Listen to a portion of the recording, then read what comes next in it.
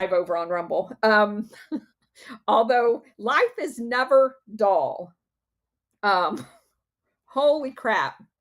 So, before we get to the book, um, I have several things I want to say to you guys. First of all, I want to tell you how much I love every one of you guys. Um, you are an amazing group of people. Um, Recently, I see Bridget there. I was hoping Illini would be in here too. God bless him. Recently, the person who's like old Thyme, I don't know how to actually say the person's name. It's AULD, and then there's a whole bunch of letters. Had tagged several people in a post that I made. One of those people was Steve Baker. Steve Baker is a reporter for the Blaze that got caught up in January 6th. And the person tagged him believing that he would understand the and want to know about Operation Gladio. I see Alpha. God bless you, Alpha. I wish I could reach through the phone and hug you right now. But anyway, so Steve Baker, as Illini can attest to, spent 45 minutes explaining to everyone that was tagging him and responding to him why he needed to understand Operation Gladio as it relates to January 6th. He spent the 45 minutes instead telling us how he didn't have time to do that. So God bless him. Understand he doesn't understand what it is, and he's busy. So it was surprising to me when I woke up this morning and found a post in my DMs from a guy, and I want to make sure I get his name right. Let's see. Just Keith. He's a reporter also from the Blaze. His name's Keith Malinak, Malinak. And he mentions, and I thought it was weird when he mentioned it, that said, hey, I see you talking about Operation Gladio and Ben's ripping you off. I'm sorry to hear that. I'm completely unfamiliar with Gladio. Any chance that you'd be available to discuss this on Thursday afternoon on one of my live streams? I'm very intrigued. And I said, I'd love to. I love the Blaze. I even sent him a picture of meeting Glenn Beck when he was here in Tampa for the Christmas sweater. He went around and did a whole series, blah, blah, blah. So didn't hear back from him, which is not unusual, because I have gotten lots of requests from lots of people only to be completely ghosted after they ask me if I am interested in appearing on one of their shows. And so I don't know. Maybe he's just busy right now. It just happened this morning. We can give him the benefit of the doubt. However, for about, I don't know how long it's been, I lose complete track of time. You guys know that when we began our series and I first saw Mike Benz appear anywhere and realized that he was talking about the CIA and NATO, that he needed to understand Operation Gladio. And I reached out to him. He didn't ever respond, but he did respond eventually, and he even followed me, only to unfollow me and block me when I began telling too much truth about the things that he selectively decided that he wanted to talk about. At least that's the reason why I think he blocked me, because I just tell truth with references. So I can't think of another reason unless they're inconvenient truths. So, and you guys have seen me make shit post about it because it's just dumb. And so I get this text from this guy, and he specifically mentions Mike Benz. Mike Benz, other than the one post that Illini just found and reposted, God bless him, um, has never responded to a single thing I've said. Basically just ignored it until today. And I'm hoping, for the sake of Keith, that it's just a coincidence that he mentions Mike Benz in my DMs, and all of a sudden, Mike Benz lashes out about me blocking him. I just blocked him like 2 weeks ago. He blocked me months ago. So, and now I've got all of these people in my feed going, oh my God, answer the question. Okay, you retard. He didn't ask me a question. He's just making a bunch of accusations and basically telling me that nothing about the information that I put out is of any consequence at all. Now, you guys know that the information that I've put out, most of you have never heard. Most of you have never heard, and many of you follow Mike Benz and still have never heard it from anyone else but me. So that's the reason why the show was a little late. I had to call Alpha. I had to talk myself back down off the ceiling. And obviously, he was there for that. And I mean, even people that you would think are normal people are like, oh, you must just be like this Marine pilots. Like, you must be like all the colonels that were shitty colonels in the Marines. I never met a shitty colonel in the Marine. I know they probably have them. All of the Marines colonels that I ever worked with were like shit hot, but okay, sucks to be you. Hey, Colonel, I've pinned to the nest your receipts here. You've got Mike. This is the tweet where he asks you publicly. Yep. For resources on Operation Gladio, and now he shows up a year later. Look, this doesn't feel like the Kyle Seraphin thing, where like Kyle ultimately, basically stuck his foot in it, and everybody called him out for it. It doesn't seem. It seems like Mike can probably excuse himself by saying he forgot. I hope we can patch this up in some way, but he exposed himself last year by asking you for the book. People don't have to rely on he said, she said, on the private DMs or who blocked who or any of this petty interpersonal nonsense. They just have to rely on Mike Benz's tweet where he asks her, hey, do you have any good books on Operation Gladio? And at the very least, Colonel can hang her hat on that and just say, you know what?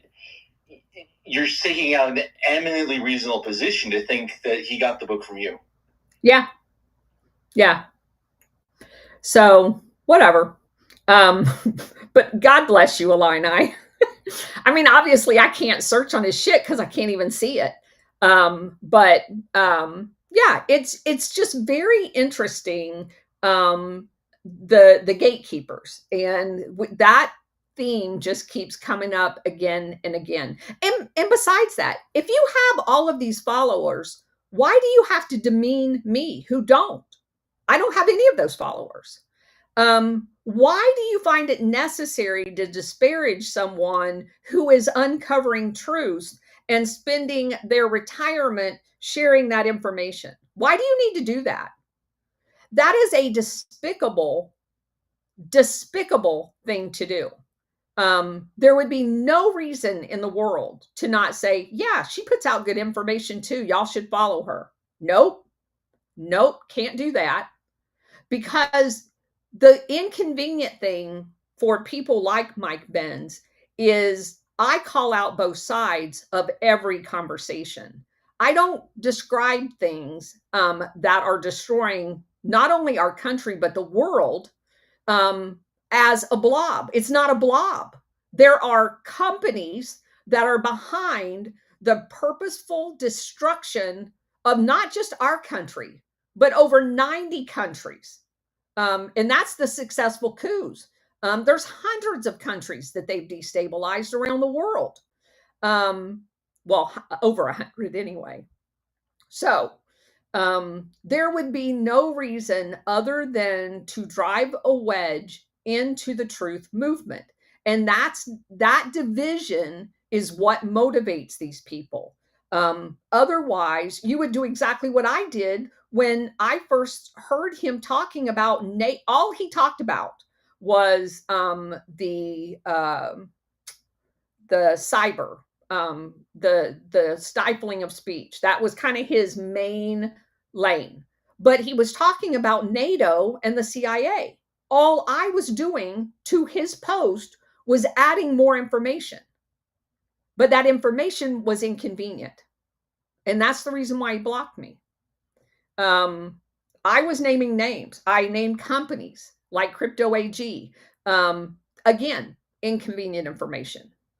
So I just wanted to explain why I was late to our show and let you know that if Just Keith is legitimate and he is really interested in Operation Gladio and not just trying to get information, what you guys did in contacting Steve Baker, who hopefully Keith is legitimate and he just handed it off to Keith to pursue, and that will come to fruition. But I'm done. When I first got asked by Clayton Morris to come on Redacted and then he reneged on that, I chose, because I was very cautious about expectations, not to tell you guys that I even had received the invite. And I would let it play out behind the scenes. And then if it worked out, then I would let you guys know. I'm done with that. I'm done with all of them.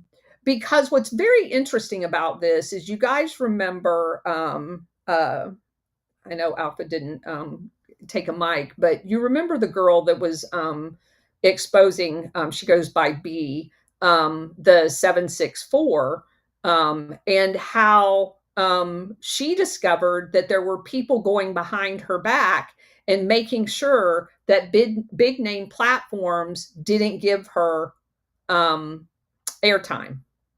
And I'm not making that accusation, but I do find it strange that several people have reached out and each and every one of them ends up not following through. So, except for my buddy Alpha.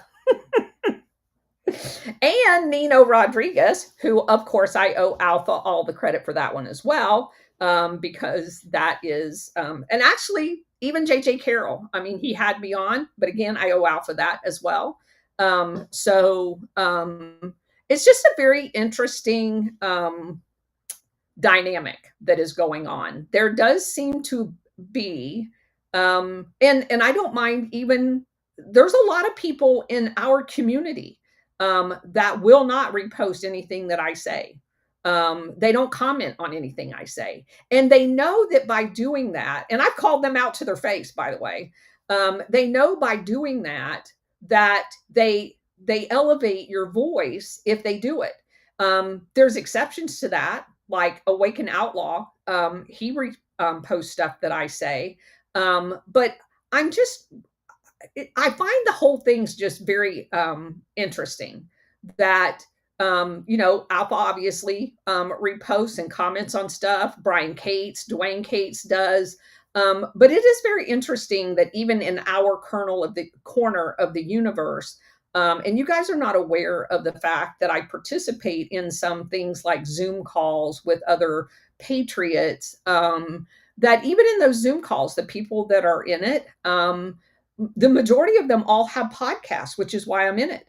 And they don't invite other people that are in those Zoom calls on their shows. Now, about half of them do, but others don't. And I just have found that to be a very interesting dynamic in this new world that I've been thrust into. And as I promised you guys from the very beginning, this is a collective journey of all of us. I credit you guys with finding probably more than half of the information that I have garnered over the course of time. As a matter of fact, our Friday show this week is going to be from one of you. some material that you guys sent me in a DM. The whole show is going to be dedicated to that material, and it's going to blow your mind. And that has been the case throughout this entire journey. So I feel like we have a cohesive family here.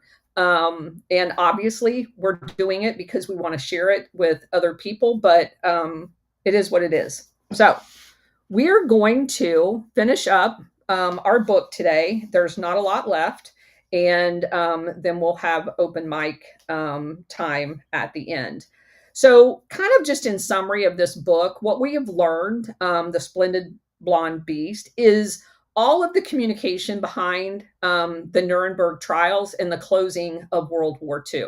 And basically, I think it's fair assessment to say that sometimes consistent with the president and then sometimes inconsistent with the president, the State Department and other people that were in the OSS, like Alan Dulles, and people that had positions like John McCloy, basically conducted foreign affairs and foreign policy in a very protective hive that had, again, sometimes the approval of the president, but then sometimes not. And sometimes they went diabolically opposite of what the president was actually saying. Now, we know that wink, wink behind the scenes that the president can say something to a foreign audience and then come back and through either non-action or a wink of an eye, have the foreign affairs people do something completely different.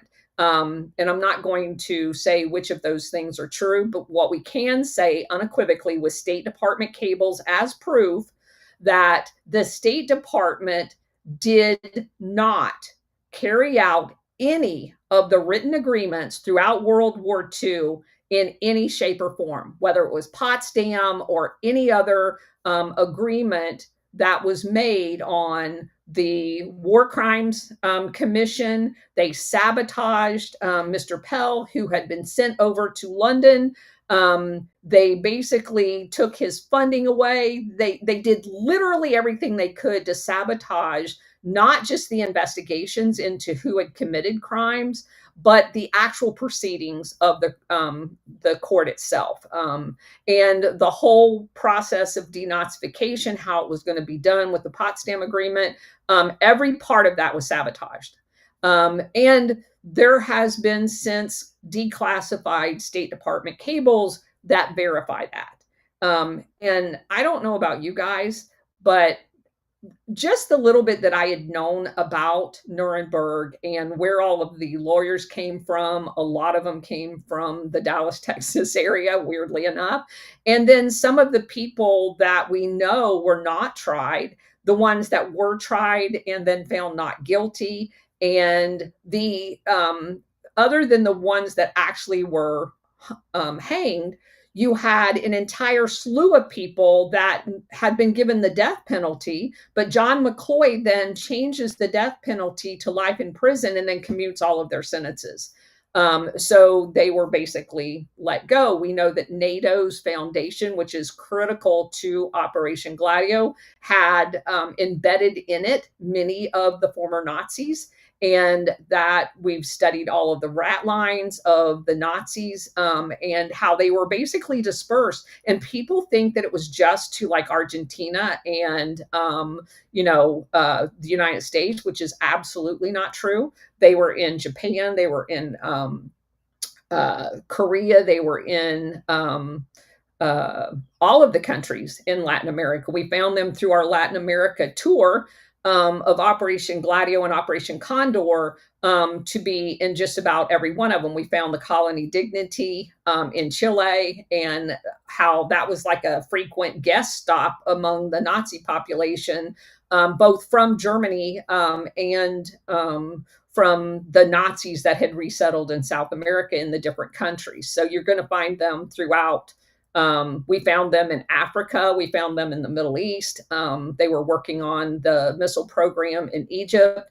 And so it lends itself to the whole thought of that fascist international that we talked about way back when, when we were talking about the third way and finding Otto Skorzeny in Madrid, Spain. And so all of that comes into play with the Operation Gladio aspect of it, which is why I was reading this book to begin with, to get a little bit more detail into what and that's going to be the subject of Friday's show, because it goes back even further than this. And there was a whole nother name and operation, a part of Gladio, that has to do with this. So anyway, Friday's show is going to be a killer. All right, so let's go ahead and finish up this book because, again, naming names, we left off with the part about the effect and the threat that the Allies were building up against the Soviets, and already making the case that there was this threat to Western civilization from the Soviet Union, even though they had just lost 25 million people, were devastated, and a significant part of their Eastern industrial base had been destroyed by the Nazis during World War II. So they were in no position at all to actually be a threat. And we have State Department cables where people were saying, yeah, they're not a threat. They're not going to be a threat for the next 10 years. It'll take them that long to reconstitute any type of a war capability. But that's not what was said during the ending of World War II and in the immediate aftermath, which is why we were given the excuse that we needed to have NATO to thwart the Iron Curtain and all of that other stuff. When in fact, NATO was never actually used to thwart the Soviet Union. It was used to orchestrate terrorism among its members. All right, so Brown's lobbying trip to Germany was underwritten mainly, and again, keep in mind that this is the impetus for all of this. We established with William Draper, and General Lucius Clay, how they're basically creating the environment for the industrialists in America to come into Germany and further their expansion that they had started prior to World War II in the aftermath of World War I. There's all of these intricate international deals with John Foster Dulles working at Sullivan and Cromwell, and Allen Dulles, who set the stage for World War II. Then the piranhas are going to come into the aftermath of World War II and eat up even more of the industrial base in Germany. So there was a lobbying trip to Germany that was underwritten by who?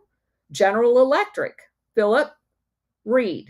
Now, that's very interesting because General Electric is the same company that went into the aftermath of the Bolshevik revolution in Russia and set up the electrification of the entire Soviet Union. So another war where General Electric rushes in at the end of the war to expand their capability.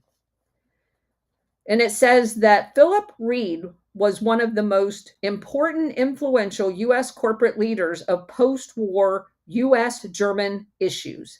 In addition to his role in Brown's project, Reed and the business organizations that he led was a series of similar conferences throughout 1946 and 1947. The typical U.S. delegations included the chairman of the executive committee of the National Association of Manufacturers, the chairman of the U.S. National Foreign Trade Council, and senior executives from none other than National City Bank of New York and Chase Bank. Rockefeller and J.P. Morgan. On other occasions, Reed traveled as a representative of General Electric, and on others, he traveled as the International Chamber of Commerce representative. So he was wearing a whole bunch of hats. And he became the personal envoy of none other than Secretary of Commerce Averell Harriman, of Brown Brothers Harriman. Yeah, that guy. So this is the international syndicate. This is the vultures that swoop in on the dead body. Like Brown's book, Reed's report to Harriman lambasted the denazification and cartel policy the U.S. had approved at Potsdam because, we can't get rid of those Nazis and we can't get rid of the cartels because there's monopolies and we're not allowed to have them in the United States. The U.S. policy was harmful and unnecessary, he said, and it interfered with Germany's economic recovery. Yeah, because Germans' economic recovery was their economic recovery. Reed's company was not an entirely disinterested party. General Electric was among the most important U.S. investors in Germany. They owned over 25% of its German counterpart, the electrical giant AEG. They owned factories and smaller companies. At the time, Reed was lobbying the US government against antitrust policies in Germany because they loved the cartels. GE was facing no fewer than 13 criminal antitrust prosecutions in US courts for price fixing, gouging, consumer and US government monopolies under the Sherman Act violations. So, what you can't do here, we want you to make sure we're able to do in Germany. So set that up and fix it. Okay. At the time, Morgenthau, Pell, and James Martin and other reformers saw things, the arguments of the arguments of GE and Johns Manville had become the dominant point of view of Western policy circles and in the media. They had become the standard fare in all US newspapers within a year of the occupation. Martin commented, even though in reality only 2 steps had been undertaken to implement US antitrust efforts in Germany by the time Brown's denunciation of the program appeared. The seizure of plants and assets of IG Farben and the appointment of a trustee to administer the wholesaling of firms in the US zone. The Allies and Germany's both knew that German manufacturing, including war production, had survived the war surprisingly intact because their own people are the ones that devised the bombing campaigns. Despite the massive, Senator Kilgore publicized a congressional study based mainly on U.S. strategic bombing survey data that concluded Germany's production of armored cars, fighter bombers, and several categories of strategic supplies had generally increased under U.S. and British bombing.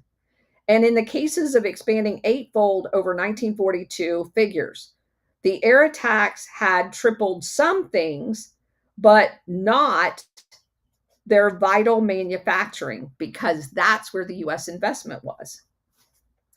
Kilgore stressed that a distinct drift towards post-war accommodations with German business had already set in.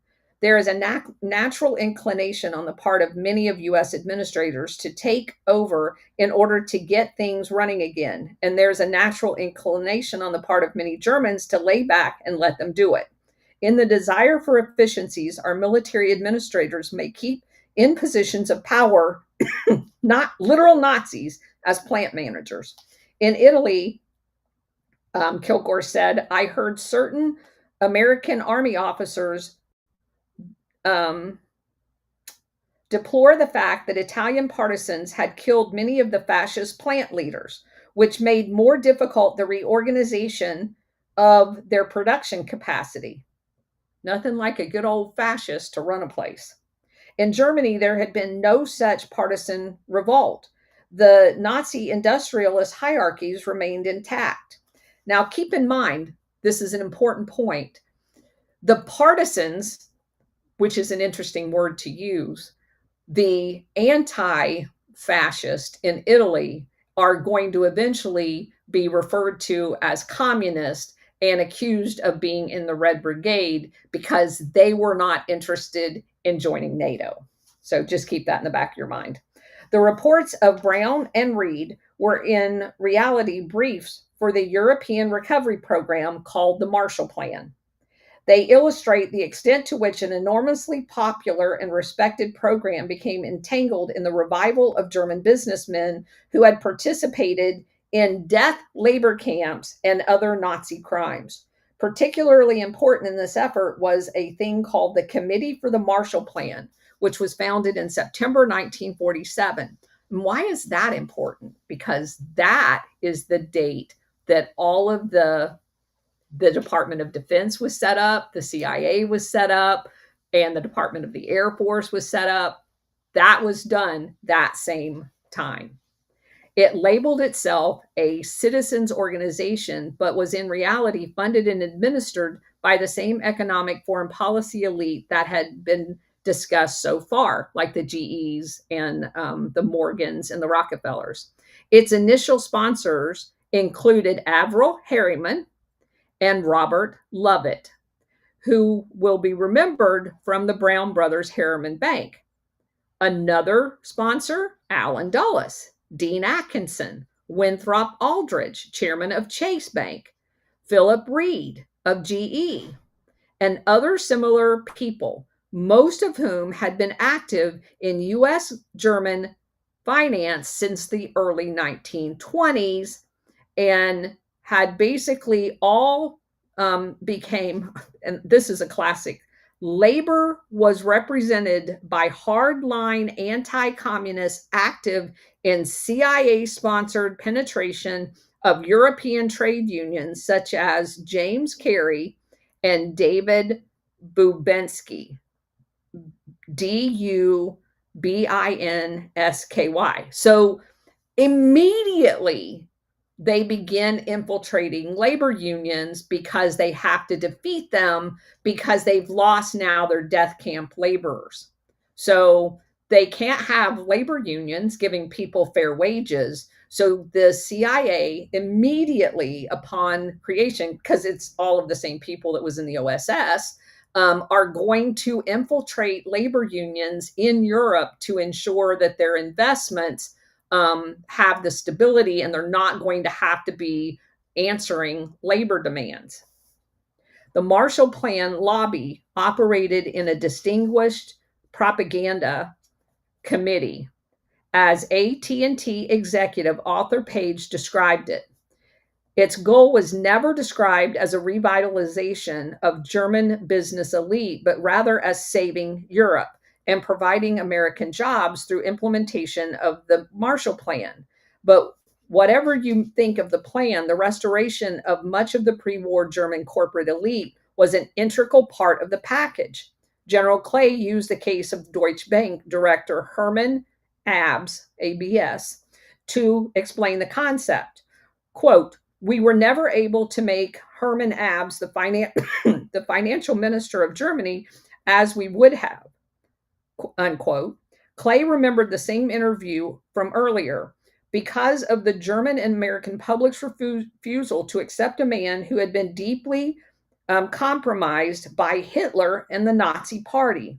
But not to worry, Clay continued, quote, "We were able to finally put him in charge of the Reconstruction Finance Corporation, which was somewhat outside of government," unquote, and which was instrumental in handing out the funds of the Marshall Plan. So I have to stop here. The Marshall Plan was the initial funder of Operation Gladio. That comes right out of Paul Williams' book. The Marshall Plan was money laundering to start Operation Gladio. And the guy they put in charge of dispersing the money is a Nazi. Just want to make sure I emphasize that point. Okay.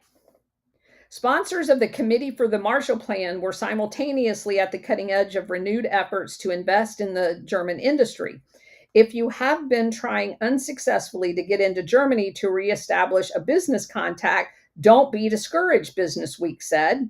You can expect a program for revising business in Western Germany to be pushed by everyone in the U.S. government. Republican backing was assured when John Foster Dulles, Republican spokesman, recently called for the revival of business in Germany and Western Europe, whatever the price, because it's your tax dollars, not his.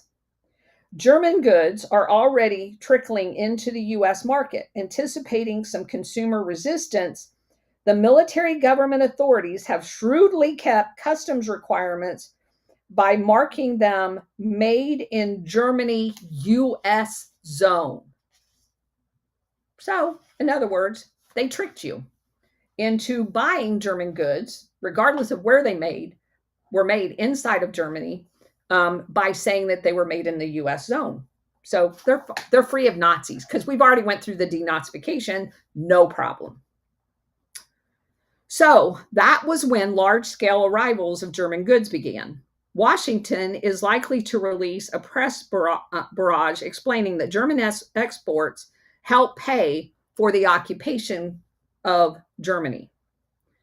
Shortly after its founding, the Committee of the Marshall Plan pasted a full-place advertisement in all of the most influential U.S. papers, sent thousands of personally addressed telegrams signed by the former Secretary of War, Henry Stimson, to businessmen asking for donations and political support to make the mass mailing to hundreds of thousands of American opinion leaders in upper strata of business, media, labor, and social organizations. This group chartered Marshall Plan clubs in dozens of cities, opened business offices in New York and Washington, and initiated a series of heavily publicized meetings between President Truman and business leaders designed to convey the impression that there was large-scale support for the Marshall Plan. As Congressman Charles Plumlee, a Republican from Vermont, put it, there was never been so much propaganda in the whole history of the country as the Marshall Plan. The campaign created an overwhelming conviction among American people and members of Congress that we must have the Marshall Plan right now. The claim of overwhelming support was in fact overblown. Public opinion polls of the period indicated that about 65% of the U.S. population opposed the Marshall Plan. Even so, the Marshall Plan passed Congress in a large margin. The plan sponsors used the relatively broad popular support of propaganda to justify their votes.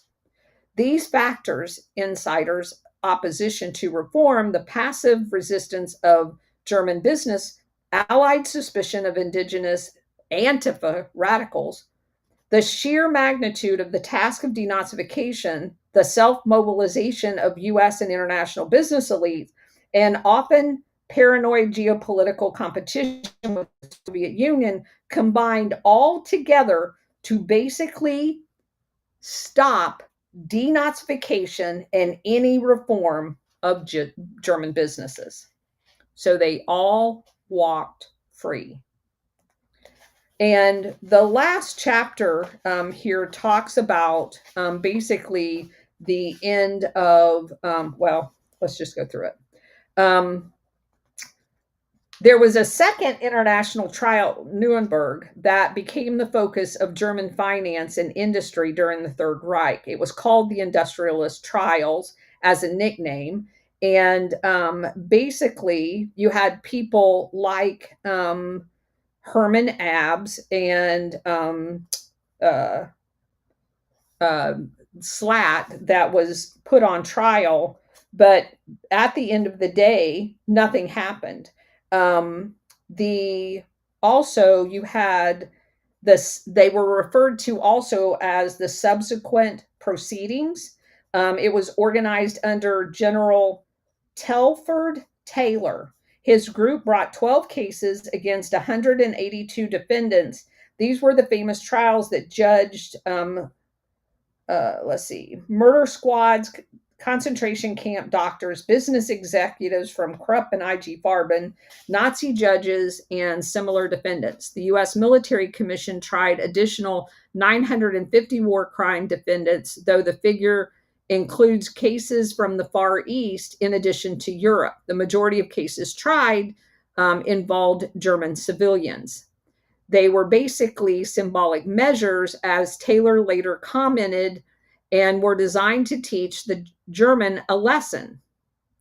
The record of Nazi crimes compiled by Taylor's team remains to this day the single most important source of information and documentation assembled. But these proceedings were not, and were never intended to be an effective prosecution of the power structure of Nazi Germany. The subsequent proceedings were, in many respects, a rearguard action by the hardline anti Nazi wing of the US government that was already in retreat. Washington hobbled together the prosecutions, but severely limited their budget. And some US agencies in Berlin stopped cooperating. Taylor's 3 US trials of industrialists lasted slightly more than a year altogether, resulting in 19 convictions and 14 acquittals. The US judges tended to be hostile to any of the prosecution, particularly Frederick Flick's case. The court was apparently unable to feel that offenses by industrialists fell into a severe category when committed by a common man. Because if you're not in the military committing a war atrocity, then you're fine. Flick's successful defense depended directly on the social dynamics of international law of genocide. Flick, best of all, beat all of the slave labor and plunder charges because 3 prominent U.S. judges concluded that the director and owner of a corporation should not be held accountable for slavery and looting by the company unless the prosecution could prove that he personally ordered each and every crime, which is simply ridiculous. In other words, another sham. Okay. In the end, neither Treasury nor the Department of State factions of wartime U.S. government fully achieved the goals that was sought originally by the treaty agreement.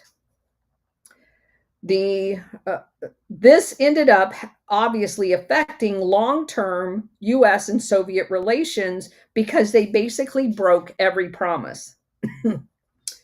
Herbert Pell's arch rival, Green Hackworth, ended up as president of the International Court of Justice at The Hague. So, for those of you who haven't been with us the entire time, Green Hackworth was the single belly button at the State Department legal office that sabotaged the basis of Nuremberg to make it not effective in any way to prosecute war crimes. And he ends up in charge of the International Court of Justice at The Hague. It's like a slap in the face. The Secretary of Defense, Dylan Reed, and James Forrestal oversaw much of the birth of the post-war military-industrial complex and a dramatic shift of U.S. relations against the Soviet Union. And of course, you know what happened to Forrestal. He supposedly committed suicide by jumping out of a window while he was being attended to in a medical facility because of a nervous breakdown. Many lawyers and economists from Henry Morgenthal's team at Treasury went on to serve a year or two in the U.S. occupation government in Germany, some of them on Telford Taylor's war crimes prosecution staff. Some found themselves tarred by Senator McCarthy during the witch hunt or the hunt for communists. Morgenthal's aide, Henry Dexter White, went on to serve as Secretary Morgenthau went on to serve as a chairman of the United Jewish Appeal and chairman of the board of the American Financial and Development Corporation for Israel. Herbert Pell attempted to reverse U.S. policy in Germany after he left the government, but after a few years, he returned to a life of travel, and he died in 1961. His son, Claiborne Pell, whose wedding Herbert Hoover attended, he was fired, went on to become a prominent U.S. senator and chair the House Senate Foreign Relations Committee. Claiborne Pell is the one that created the Pell Grants, just FYI. German economic elite and corporations that had been active under Hitler were all continued. And basically, there are to this day unresolved war crime charges against prominent German business leaders that were brought before the War Crimes Commission, um, it, against people in the Netherlands, France, Poland, and Yugoslavia. Um, and let's see. I'm just making sure that I've covered all of this. The harsher assessment of the Dulles brothers' role that did find their way into print often carried ideological baggage or included just enough errors so that the Dulleses could sidestep or discredit the charges. That's another tactic of media. The Soviet backed Cominform in the late 1940s, the successor for the Comintern, published a broadside against the Dulles' financial and political role in Germany as one element of the Soviet Union's post war publicity offensive against US policy in Europe. The statement continued that the flood of capital into Germany during the 1920s had, in the end, helped build the industrial infrastructure of Hitler's state. And that is true because Anthony Sutton documents that extensively. And that Alan Dulles, John Foster Dulles, and the law firm of Sullivan and Cromwell had been instrumental in that process, all of which is true. All of that, the Cominform then went on to claim that Alan Dulles was the director of the J. Henry Schroeder interest in London, Cologne, and Hamburg, that the German Steel Trust played the leading part in the Schroeder Bank affairs, and that Sullivan and Cromwell was closely connected with Standard Oil, which they were, Chase Bank, which they were, and with the Rockefellers' interest in general, which they were. This came out in the immediate aftermath. I mean, the Soviets had all of this information. They knew exactly who they were working with. And they knew exactly when Alan Dulles and John Foster Dulles was put in the State Department and in the CIA, because they already had the track record through the 20s and 30s of everything that they had done. So they knew what the new position of the United States was going to be by the naming of people in the cabinet of Eisenhower. By the time these charges aired, which was first printed in the United States in 1948, although they had been verbally spoken before that, almost any comment from a communist source was discredited immediately. So, it's all true, but it's coming from a communist, so don't pay attention to it. In this particular case, the facts were that J. Henry Schroeder Bank of London did indeed join the Rockefeller and Dillon Reed during the 1920s to invest millions of dollars in German Steel Trust, which in turn used the capital to build new factories that produced military equipment. Alan Dulles had actually been a director between 1937 and 1943 of the New York subsidiary of the Schroeder Bank. The London Bank did have banking and business ties with Schroeder family-owned bank in Germany, and they had been a major backer of the SS. But the German Schroeder Bank was incorporated and supposedly financially separated from the London Bank. The various Schroeder banks often cooperated in international investments, so that separation was only for paper purposes. Meanwhile, Sullivan and Cromwell partners most certainly shared with the Rockefellers many investments, political causes, and social clubs. The law firm, as such, had not been attorneys of record for Standard Oil, but they were intimately involved. And they were also involved in the United Fruit, which was the Rockefellers as well. The Dulles brothers used these quote unquote discrepancies in some of the articles to basically say the entire thing was untrue. Then they would say that whoever wrote those things were guilty of basically misinformation. So it says when the liberal New York Post raised questions about John Foster Dulles during a hard fought senatorial campaign, he wrote in reply to the Post article was totally misleading and merely paraphrasing smear lines that had come from communists. And that's where they ended up. Everything that was talked about, because the only person that would print actual factual information was the Soviet Union, and then it comes from a communist. So you see how that's kind of like a circle of logic there for them. The UN War Crimes Commission staggered on for about another 18 months after Hackworth and the State Department decided to shut it down. The British wanted to close it immediately. The US preferred to let the budget peter out. Then you had General Lucius Clay acting in coordination with the Secretary of War and State Departments, announced in the summer of 1947 that all requests for U.S. assistance to transfer or prosecute any war criminals had to be filed by October 1st of that year, and all evidence necessary had to be submitted by December.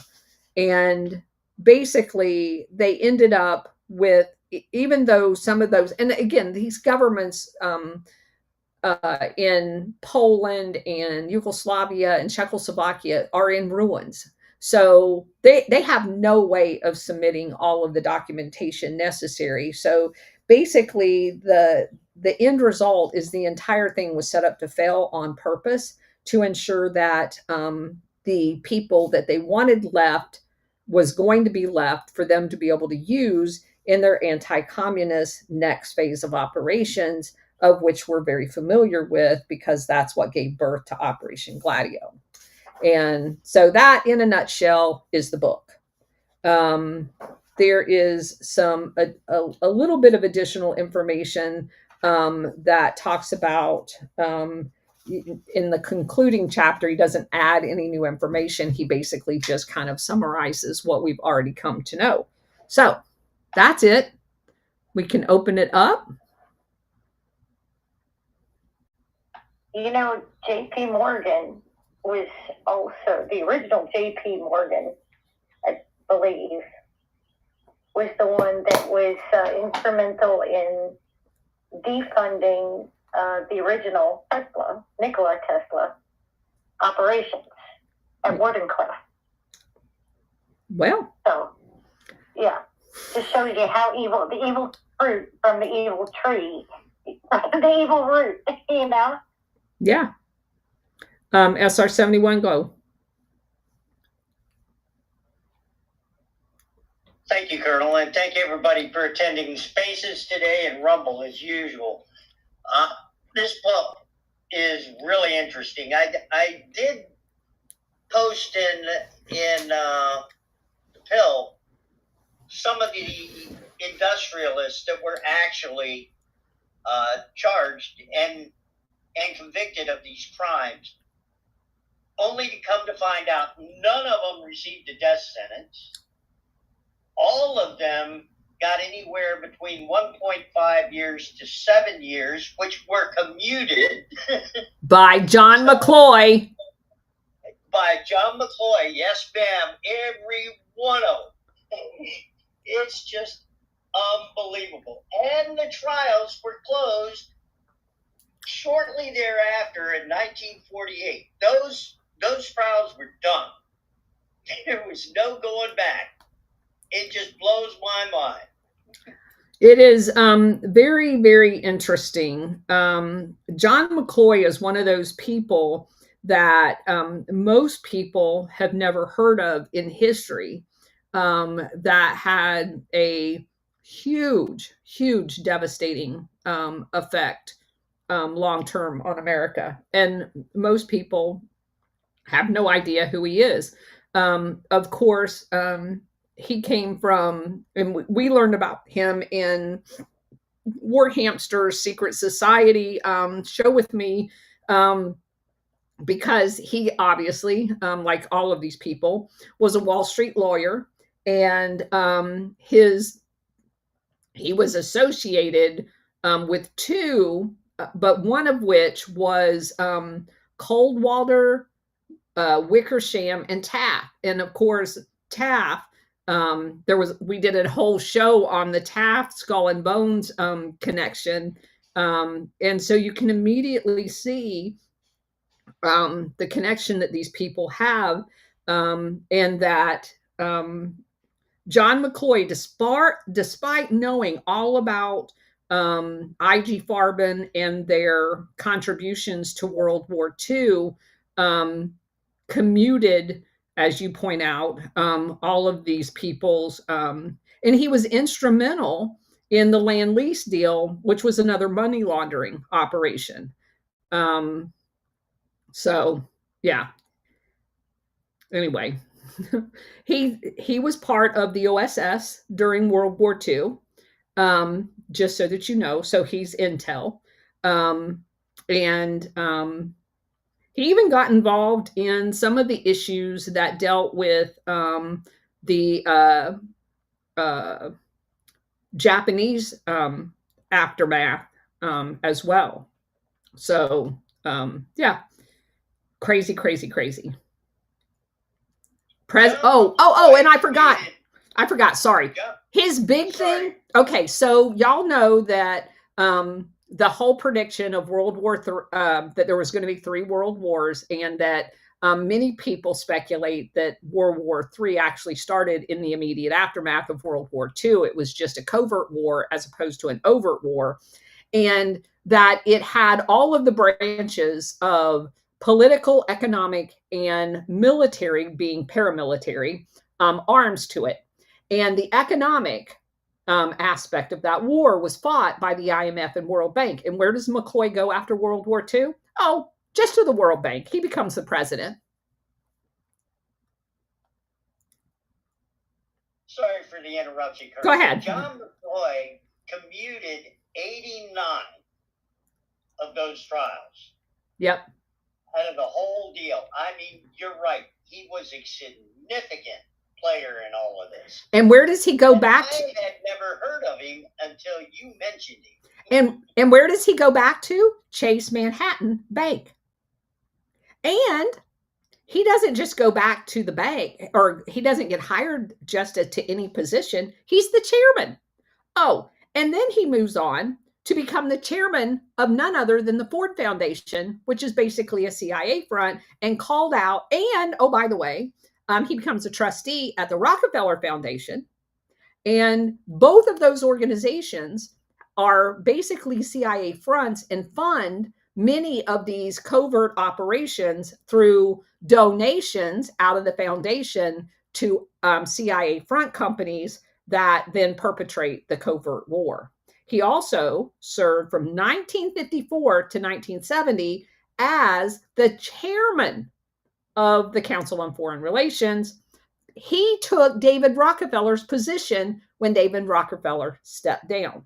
So do not tell me that this man is not instrumental. He was an advisor to JFK, LBJ, Richard Nixon, Jimmy Carter, and Ronald Reagan. So he is one of those people that people won't name in these operations that was basically the shadow government. Oh, and then he rears his head on the Warren Commission too. He was instrumental in the Warren Commission with Allen Dulles. So he is one of the evil guys. He's probably in the top 10 of the evil guys.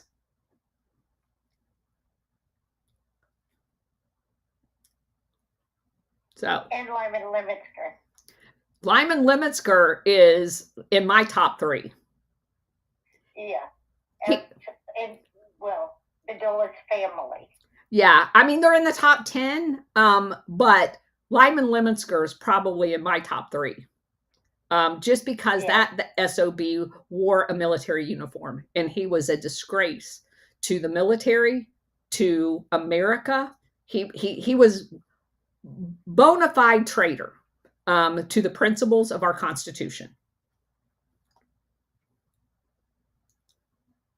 So, does anybody have anything else on the subject at hand?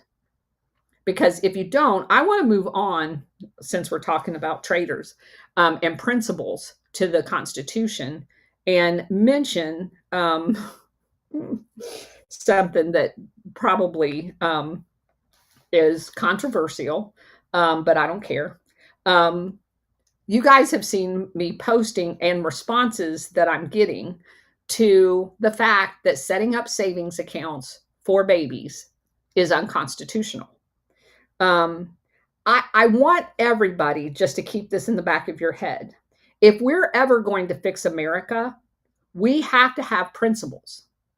We have to have principles of which everything filters through. If you don't have principles, then you're subject to any whim. And setting up another area of the federal government, which has overstepped the whole thing that we're fighting right now, is the overstepping of our federal government into unconstitutional areas.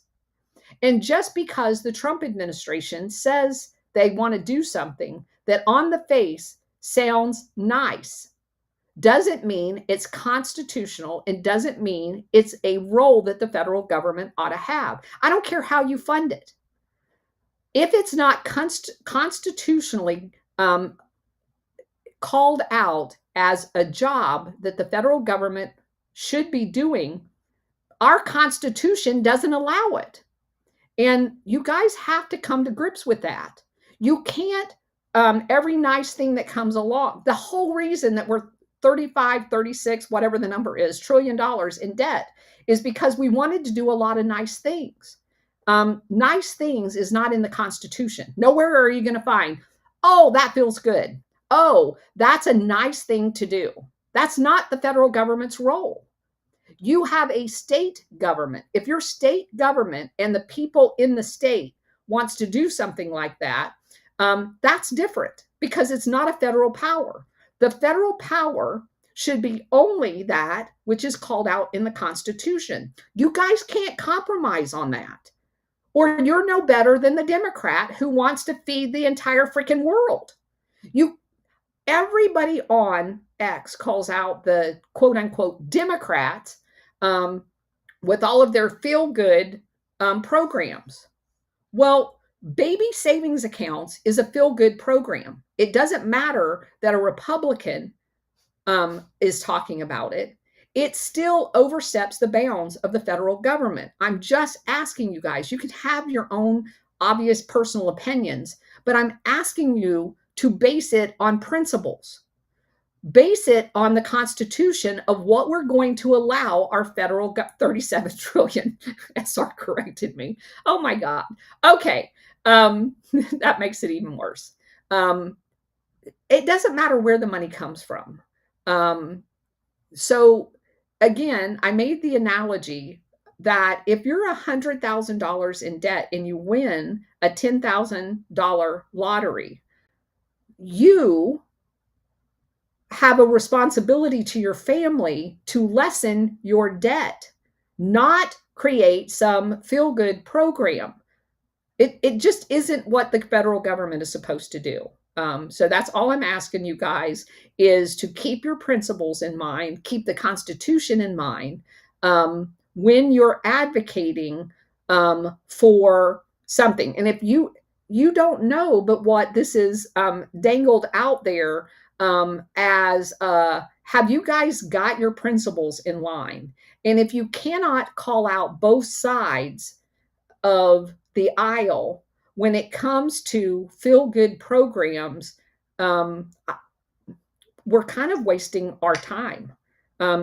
We have to be able to principally support the Constitution at the federal level and then deal with things. That's our whole federal system. That's what it's all about. Bridget, go ahead. Then we'll go to Illini. USAID was created as a feel-good program. Yes, it was. It was. You remember okay, we talked about climbing under our desks during the psychological operation. Yep. Right. the psychological operation I will never forget are the little babies with the big bellies covered with flies. At about the same time, they were rolling out USAID to feed the children. Yep.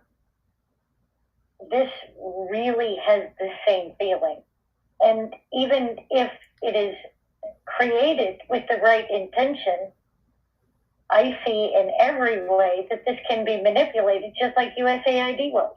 Yeah, and I mean it's almost to the, you know, the lockbox of the Social Security that really started out as an indigenous widow program for women who lost their husband and had no way to survive. And we see what it happened to them. So you, anytime you open a door and you stick your toe in the crack of that door will be busted wide open. You cannot allow the federal government any power that is not vested to it in the Constitution. You're absolutely right, Bridget. Illini, go ahead. So let me give you some pushback. Not like you have a point, but let me give you a pragmatic problem with all of this. In order for it's normally the Supreme Court that, you know, reads and interprets the Constitution, at least historically. And in order to get something declared unconstitutional, you have to bring a case. And in order to bring a case, you have to have standing. And it seems like it would be difficult to go into the Supreme Court and say that you have standing and that you're negatively affected by, you know, other people getting scholarships for their kids. This is something that the Supreme Court is going to say, nope, you don't have standing. And maybe this just highlights your point even more. It does. and upsets everybody everybody who opposes it even more. But how do we actually enforce it is the question. So first of all, you guys realize that thanks to the evilness of this system, we no longer base rulings at the Supreme Court on the Constitution. We base it on precedent. And that was a crack in the door that allowed things that are clearly unconstitutional to stand because it's precedent. That's how we ended up with the whole education piece of bull crap. That's how we ended up with 50 years of federally funded abortions.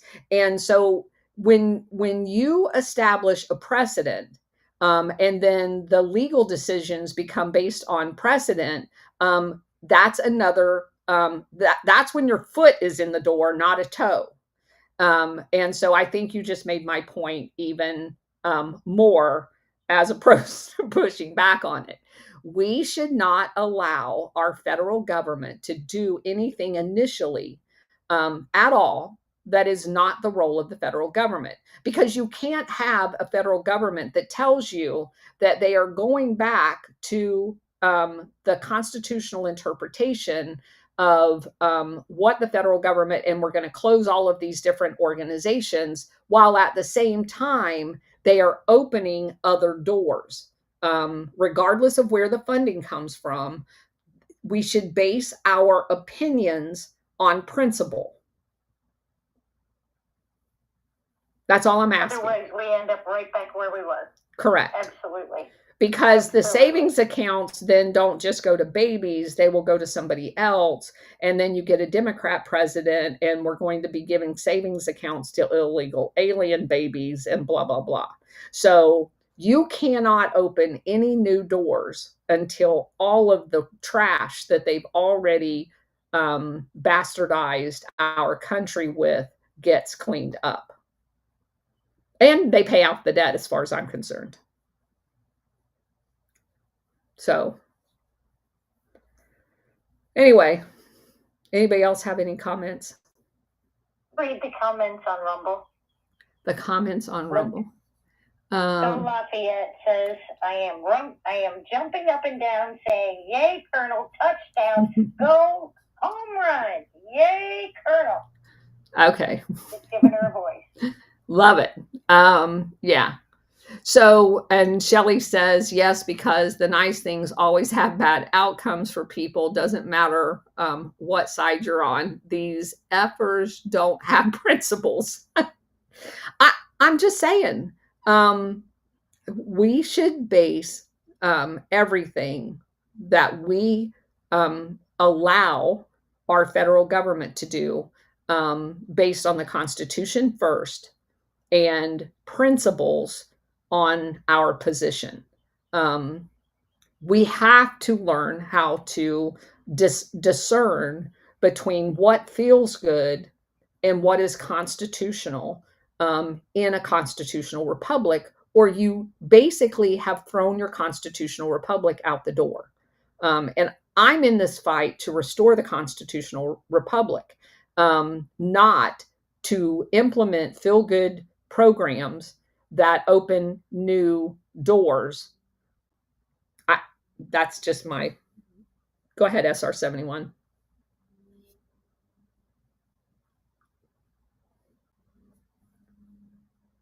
Thank you, Colonel. As I recall, at one point, didn't Congress have some kind of resolution that stated they were going to review all laws as to whether or not they were constitutional? Well, and then they dropped that requirement? In theory, Congress should never pass an unconstitutional law. How do you do that? But we know they do because laws get struck down by the Supreme Court, as Illini was just saying. We know that, as he just articulated, getting a case before the Supreme Court is one of the highest hurdles in our government. So you cannot rely on the Supreme Court, as we saw with the abortion. That was an abomination. That should have never been passed. Not only was it passed, it stood for 50 years. So you have to, at the groundswell level of your representative and your federal senator, make sure that your voices are heard in the fact that you do not want unprincipled, unconstitutional laws passed. And that's the whole basis of our federalized constitutional republic. So I'm just asking you guys to consider that when you form your opinions on whether something is good or not. And that I'm not even talking about, as one person pointed out, that they're talking about using money that is like basically frozen assets from, international quote unquote criminals. Well, I have a whole problem with that line of thinking too. So if the CIA, in the case of the Congo, goes in and installs Mubato, and he's basically a criminal, and he takes some of his assets that he criminally has gotten from people like John McCloy at the World Bank in a loan, which we covered, that was $10 billion. And that $10 billion was not used in the Congo to help those people at all. Mubato put a lot of it in his personal accounts and used a lot of that money as a money laundering operation back into covert operations through the CIA and other organizations. And then the money that he puts in New York, which may have been part of the whole World Bank scam, for them to quote unquote freeze it and then use it to fund something, to me, that's akin to blood money. You are taking money that has been laundered through different organizations, and because Mubato was a criminal, but he was installed as a criminal by the CIA, and then he puts money into banking systems in the United States. Then the United States comes along and freezes that money and then says, oh, look at all this newfound money. Oh, and we're going to put a bunch of that money that we just found with $37 trillion in debt into baby feel good programs as a savings account. I can't make that make sense. Sorry. Go ahead, SR71. No, I'm with you 100%, Colonel. I can't make that make sense either. And the way I see it is that if these are the things people want, they're not in the Constitution. You want them, you got a state, you got a community. That's where it should be. not internationally or nationally, so to speak. I don't advocate anything other than what's in the Constitution and what our federal government is responsible for. Other than that, there shouldn't be. There shouldn't even be an EPA, if you ask me. Correct. But it's there. Correct. So Go Lafayette says, as a law school graduate, I can tell you lawyers are not taught the Constitution in law schools. And I have heard that from a lot of people. One of my best friends, who was an intel officer on active duty, also when he got off active duty, went to law school and said exactly the same thing. Yeah. So, and Donnie Vision, thank you for reminding everybody to hit the thumbs up button over on Rumble. We really do appreciate that. Also somebody mentioned that there's a thing called the 10th Amendment Center that has a number of videos about judicial, congressional, and executive overreach, and intentional misapplication of powers of the government. That's awesome. That's from Awaken Questioner. So definitely recommend you guys go check that out, because that is a very interesting resource, for basically kind of revalidating what the Constitution is all about. And of course, if you guys, I know most of everybody in here follows War Hamster. War Hamster is not a lawyer, but he and a friend of his do constitutional study podcast, and goes over in detail some of the they cover everything. They're very educational, and I highly recommend that as a resource as well. But again, I'm just concerned that we've got to get away from these feel-good programs at the federal government level. It is not their job.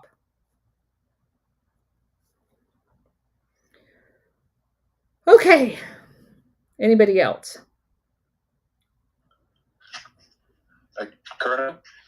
Yep. I behind you 100% on not funding the unconstitutional things, and on all the nice things being unconstitutional. Can't support them unless unless it's something that the federal government should be doing according to the Constitution. But going back to one of the nice things that we funded, at the end of World War II. Back in the years ago, I had some friends who were proud Southerners, and they said that one of the things they were proud of was that at the end of World War II, the Americans had learned their lesson about the idea of a harsh peace from the Civil War, the American Civil War, or from World War I, and that they said that all of the major movers and shakers that had conceived of the Marshall Plan and put it through, or set it up, were you cut out. Were what? Oh, they were the big movers and shakers in conceiving of the Marshall Plan and setting it up were either sons or grandsons of Confederate generals. So, and I haven't researched that to know that that's true, but they definitely had a list that were, and I'm thinking about that now, and how you said the Marshall Plan was used to pay for Operation Gladio, and I'm just connecting that back to Matt Arrett and his research on how the British kind of set up the Civil War by, running Masonic lodges in the South that were pro-slavery, and running Masonic lodges in Massachusetts that were pro-abolition, and they managed to, split up the country that way. But I just wondered if those descendants of Confederate officers who set up the Marshall Plan, if they were a member of some of those free. Well, first of all, we'd have to go back and confirm that that's in fact true. And that is, so I don't know if a large part of the audience understands that one of the most fascinating, this whole journey has been fascinating to me, but one of the tidbits that I did learn was from my reading that the cotton industry, of which the South was very well known for, and I didn't even know South Carolina had a rice industry until I drove through there and find all of these rice plantations. And then doing research, you find out that the western coast of Africa also had rice industries. And one of the main slave shipping points in Africa was Rounding Up, which was, by the way, a European colony at the time, where these rice industry or plantations were in Africa, and shipping them over to create rice plantations around the South Carolina Delta area, because they had very similar climates. And then you start looking into the cotton industry, and a large segment of our cotton production was taken on ships by British to India. India was very well known for textile mills and stuff like that. And the Tata family was like the largest production of textiles and cloth for the British. And it's very well known that the British was a big instigator of the Civil War, and that they wanted the South, so did the French, because a lot of this involved them through the continent of Africa as well, wanted the slave production, which is not unlike what we find in Gladio in the use of the African colony. Even after they supposedly decolonialized them, they want slave labor. And so both the French and the British were on the side of the South.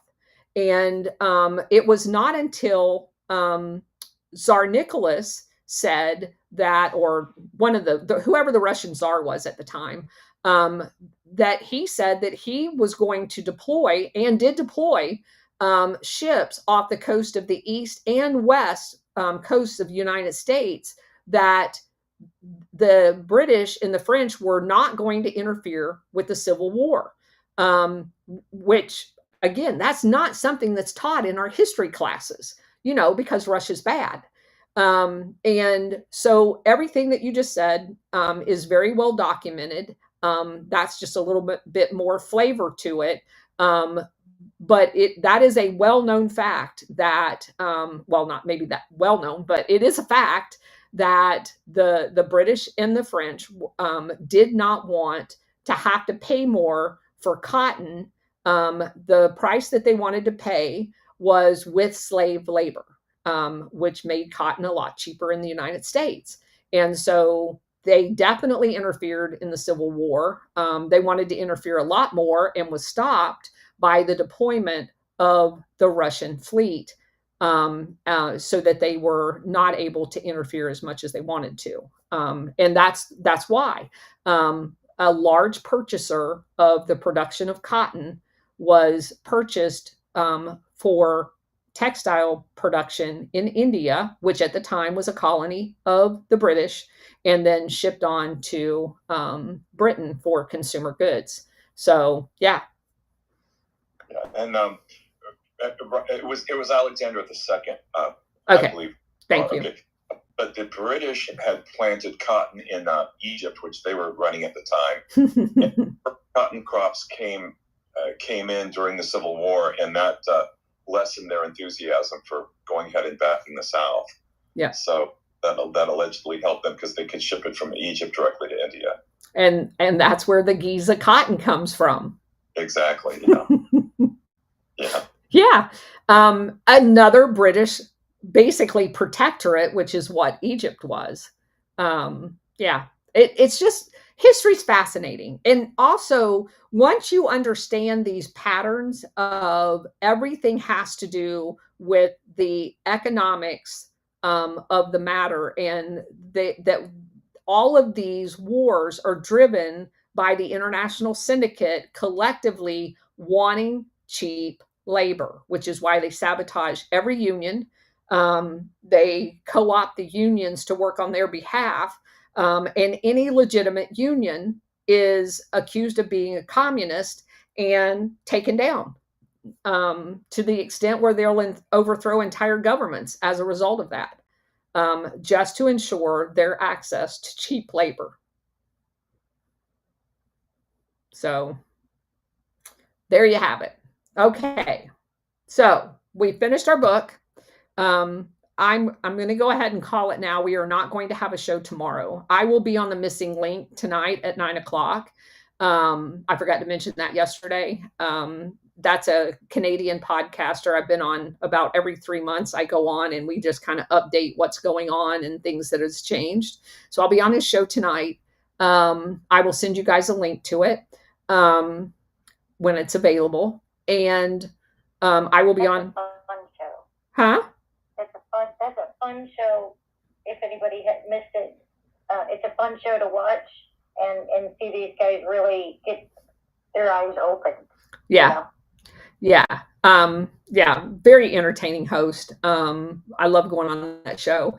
And then I'll be on the Alpha Warrior show tomorrow at 9:30. But we are not going to have a 4:00 show tomorrow, and we are not going to have one on Thursday. I will be back on Friday. And I will be using, I want to say it's Make Our Sarge who DM'd me this piece. It just blew my mind on Friday. So Friday is going to be a do not miss show because we are going to go from pre-World War II on a new facet of Operation Gladio that I was not even aware of, through to Marine General Jim Jones. And again, for those guys, for any of you new guys, I actually was deployed with Colonel Jim Jones in northern Iraq. He was our MEU commander there, and I flew on a helicopter with him to work every day and on the way back every day. And based on the protocol of how the seating charts work on helicopters, because it's a protocol thing, I usually sat next to him on those helicopter flights.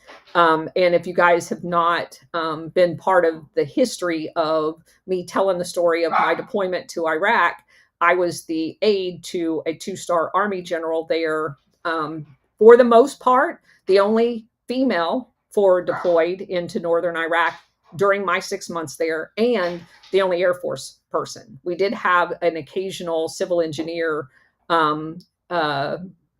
combat civil engineer team that came in and did some renovations. They're the ones that came in and put toilet seats on the latrines, and General Garner about lost his shit because, you know, only the Air Force would bring toilet seats for latrines.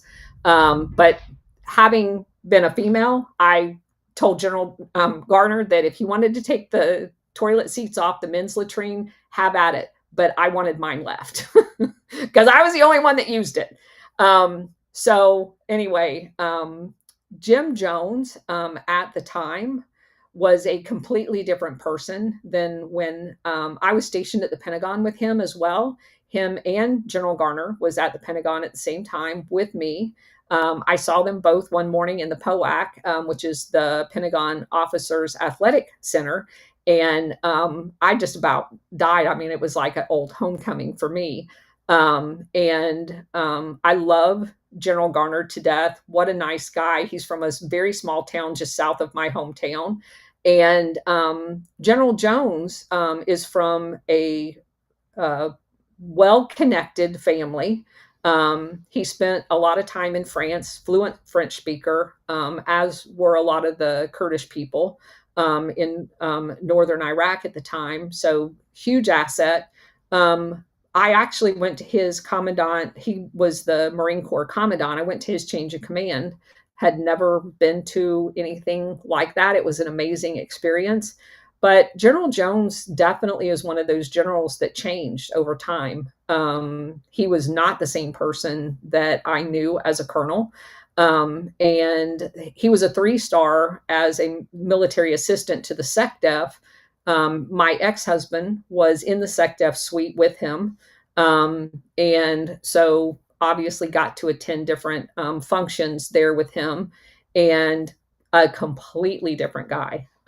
Completely different guy. So I found it interesting that he shows up in this story that we're going to go over on Friday. And it kind of just put a bunch of pieces together with me. Will you post the missing link show on Rumble? Missing link, I will send you the post. Yes, Craig. Or I will send you the link to it. I'm not sure. Is he on Rumble, Bridget? I don't remember. I think he is. I think he brought. I think he is. Yeah. I can't remember. Yeah. We'll send you the link to his show. I'll post it as soon as we're done. So anyway, it's just funny how doing this research, you see what a small circle of these people's names just keep coming up, and interesting how my career intersected with so many of them and I was completely ignorant of all of it. But it does make this journey very personal for me as a result of that. Because in many places you actually are there and have seen things that now make total sense that you just took as part of an everyday the course of normal business back in the day, but now you see things completely different with your Gladio glasses on. So Colonel worked with Kool-Aid Jimmy Jones. Yes, I did. Yeah. But anyway, thanks everybody for being here. I appreciate it. And thank you for letting me fill you guys in on all of the drama that goes on X every day at the beginning of the show. If you guys missed the beginning of the show, you definitely want to go back and listen to it. I see Illini went ahead and dropped out. God bless him. He is always there, has my 6 every single day. SR71 and Bridget as well. I see Stellar. You guys are totally awesome. You definitely have made this journey for me much more fun, even on the days that are chaotic. I appreciate you being here. So I will see you hopefully in the audience of Missing Link tomorrow night on Apple Warrior Show, where we're going to go over another one of the International Syndicate members. And then on Friday for a blockbuster show at 4. So see you then, everybody. You guys are rocking it over here in the Rumble chat. I love you guys. Take care. We'll be back on Friday at 4.